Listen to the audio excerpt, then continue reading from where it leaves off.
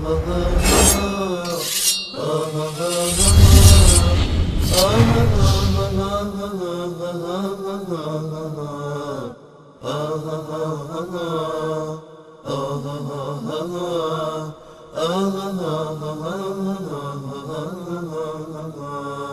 سلام علیکم، بفرمایید.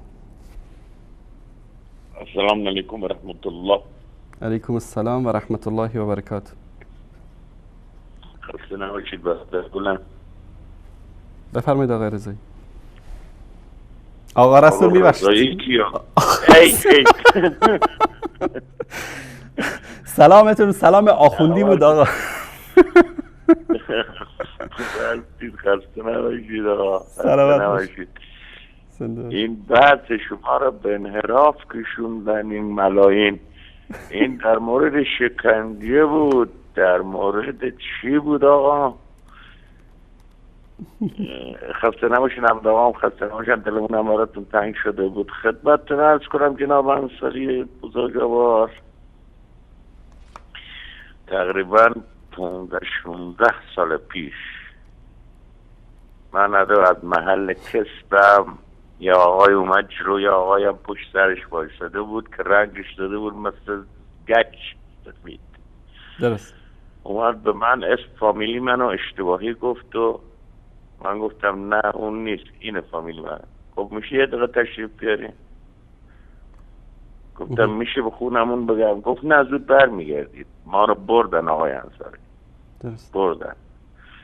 یزید به جای ما نباشه، نمرود به جای ما نباشه. آقای انصاری 11 روز صبح می آوردن، آویزون میکردن، یه میله میکردن، دستبند میزدن، یه میله میکردن لا پامو، آویزون میذاشتن سر میلا رو میزا با کابل و تسم پروانه موتور میزدن. آقای انصاری خدا شاهده اونجا بود که بعد 5-6 روز دیگه تقریبا من کفر گفتم، گریه کردم و کفر گفتم. خدایا تو هستی دارن اینا اینجوری میکنن مامان؟ یعنی تو هستی؟ یعنی تو میبینی اینا دارن این کار میکنن؟ اصلا یه اتهامایی که من اصلا توش نبودم آقای انصاری. در همون جا هم دیدم بندگان خدایی رو که سنگین بند بودن، این بیچاره ها رو آویزون میکردن، میگفتن کردیم، میوردن پایین، میگفتن بگو چیکار کردیم؟ میگفت آخر نکردم، هرچی میگه بنویس تا من امضا کنم. این برادر کرد ما رو کشتن آقا انصاری. من یکی از اونا لهم کردن تو 11 کیلو من وزن کم کردم. نمونه زندهش محمد آقای خاتمی، آخوندم هست، سیدم هست. دیدین جنون داشت صحبت میکرد، اعتراف میکرد. اینا اصلا بی بدبخت ها میومد که اینجا کاری کرده باشن آقای انصاری.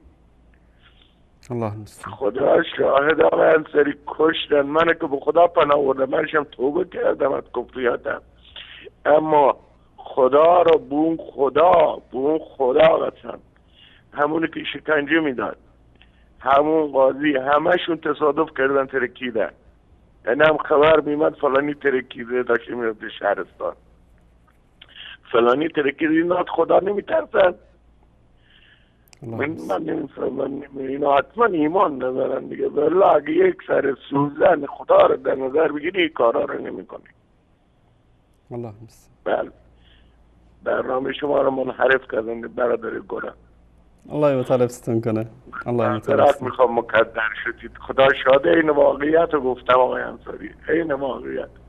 من این عیزا رو که نشون میدادن یاد خودم میافتادم که چجوری میزدن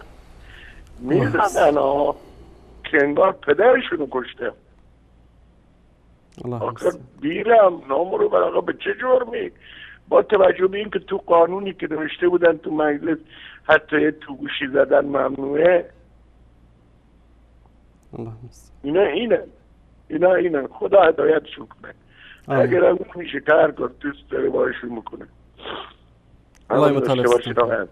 الله مطالبستون. مایت باشین. خدا حافظ. خدا نگهدار. بله متاسفانه با پیرمردهایی مثل ایشون به خاطر اینکه راه توحید و یکتاپرستی رو انتخاب کردن اینطوری برخورد میکنن. بیننده گرامی، این راهی که شما انتخاب کردید راه رسول الله صلی الله علیه و آله و سلم و صحابه و اهل بیت است. راهی است که این شکنجه ها و این رنج ها و این مشکلات رو داره. این الله سبحانه و تعالی ایمان شما رو، صبر شما رو داره امتحان میکنه. کسایی که به خاطر دنیا، به خاطر منصب، به خاطر قدرت دینی رو، عقیده‌ای رو، ایدئولوژی رو انتخاب میکنن، با کوچکترین مشکلاتی ترکش میکنن. اما کسانی که به خاطر خدا راهی رو انتخاب بکنن، در این راه اگر کشتن بشن ابایی ندارن. این فرموده رسول الله صلی الله علیه و سلم رو به یاد داشته باشید که راه بهشت با سختی ها همراه است، با مشکلات، و راه جهنم با شهوات و لذت ها. هر کدومش رو انسان الله سبحانه و تعالی اختیار داده که بهمون این اختیار رو داده که هر کدومش رو دوست داریم انتخاب بکنیم. 4 روز زندگی دنیا رو اگر انتخاب میکنید، لذت های دنیا رو، منتهی میشه به عذاب جاویدان و ابدی جهنم. 4 روز سختی های دنیا رو انتخاب میکنید، منتهی میشه به بهشتی که جاویدان در آنجا خواهیم بود به اذن الله تعالی. الله سبحانه و تعالی به شما صبر و ثبات در این راه نصیب بکنه.